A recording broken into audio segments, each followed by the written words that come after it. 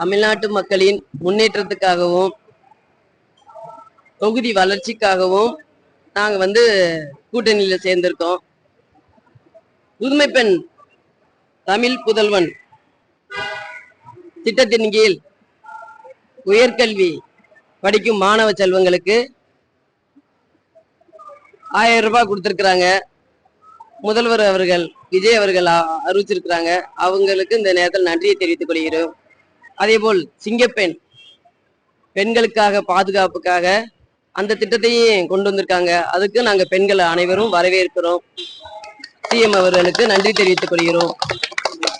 அதே போல் பெண்களுக்காக 1000 ரூபாய் அறிவிச்சிருக்கிறாங்க. இதற்கு முன்னால் அரசு கொடுத்து கொண்டிருந்த அறிவிப்பை திரும்பவும் அறிவிச்சது எங்க பெண்கள் எல்லாருக்குமே பெருமையாகவும் மகிழ்ச்சியாகவும் இருக்குது. அதையும் நாங்க வரவேற்கிறோம்.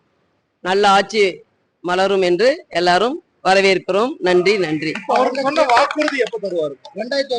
அதுதான் அவங்க பதவி ஏற்கும் போதே அவங்க சொன்னாங்க, உங்களுக்கு நாங்க எங்களுக்கு கொஞ்சம் டைம் கொடுங்க, கண்டிப்பா ஒன்னொன்னா நாங்க அறிவிப்போம் அப்படின்னு. அதே போல் 717 ஒயின் ஷாப்பு வழிபாட்டு தலங்களிலும் ஸ்கூலு காலேஜ் பக்கத்துல இருக்கிறத 717 ஒயின் ஷாப்பை மூடி இருக்காங்க. அதே ஒரு பெரிய மகிழ்ச்சி தானே எல்லாருக்குமே. குடும்ப பெண்களுக்கெல்லாம் அது வரவேற்கத்தக்கது. எவ்வளவு பாதுகாப்பா அந்த வழிபாட்டு தலத்துல இருந்து எடுத்திருக்காங்க. அதே ஒரு எடுத்துக்காட்டாக நான் இந்த அரசு நடத்தி கொண்டு இருக்கிறாங்க. நாங்க அனைவருக்கும் நன்றி தெரிவித்துக் கொள்கிறேன். நன்றி, வணக்கம். அப்படிலாம் இல்ல, எல்லாம் நாங்க ஒண்ணு சேர்க்கதான் நாங்க ஏற்பாடு நடந்துட்டு இருக்குது.